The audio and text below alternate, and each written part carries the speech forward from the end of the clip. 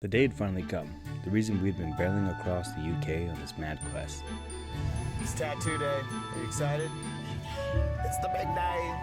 It's literally the reason we're here is just to get a tattoo in some small town called Kingsbridge. Two outlaws seeking ink from the legendary Paul, the tattoo wizard of Kingsbridge. Not the first fools to make this pilgrimage, and certainly not the last. Danny Boy, my trusty companion, was about to get 9 straight hours under the needle, while I had to find ways to fight off madness in this cozy town by the sea. The night before we had plans. Good plans. Rest up just outside of Exeter in our cozy Airbnb, recharge before the big day. But when England is playing Spain in the Euro Championships finals, all bets are off. You don't just sleep through something like that. No, you roll with the tide of humanity and dive into the chaos. Exeter looked like a ghost town by the time we pulled in, but inside every pub, every hovel that served alcohol, the town's collective spirit roared. A historic night indeed, yet another chapter for the books. As we stumbled out of there with new friends and a head full of memories, got back on our steel horse and headed down to Kingsbridge. Rain, of course. Always rain in this green land. We walked through the wet streets with just enough time to scratch breakfast and pick the brains of the locals. Alright, we are currently in Kingsbridge looking for the tattoo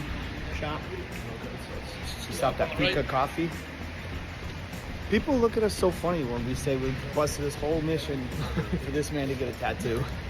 But like, come on guys, live life. It's side quests. Side quests. This ain't even the main quest. This is side quest 0.75200 for us. Oh, anywho, we're trucking along on a rainy day. Stay tuned.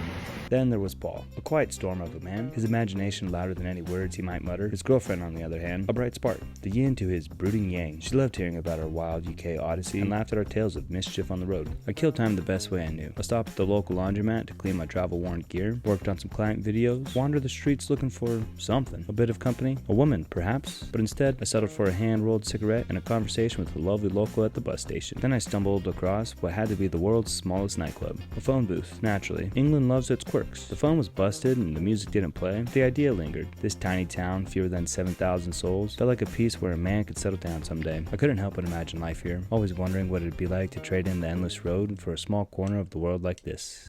Getting your love handles tattooed does not feel like love, dude. It doesn't.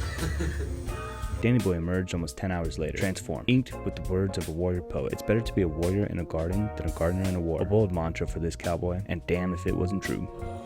All right, Danny Boy, how do you feel? Much better now that it's done. Paul's a very talented artist. Thrilled with the pieces on my shit. But holy tattoos suck. Those are no numbing cream, no anesthesia, no bullshit. OG man shit, dude. OG man. Those were man tears we saw out there. We said our goodbyes to Paul, mounted our mechanical steed, and rode off into the night. The end of this wild road trip was fast approaching. Like a freight train, you can't stop. Tomorrow, Danny Boy would fly back to the States. And me? Well, who knows? That's the beauty of it all, isn't it? The open road to the unknown, booking a flight wherever you want to go, the freedom to not decide, to keep exploring until the next wild adventure finds you. If you enjoyed this video, please subscribe for more of my travel stories.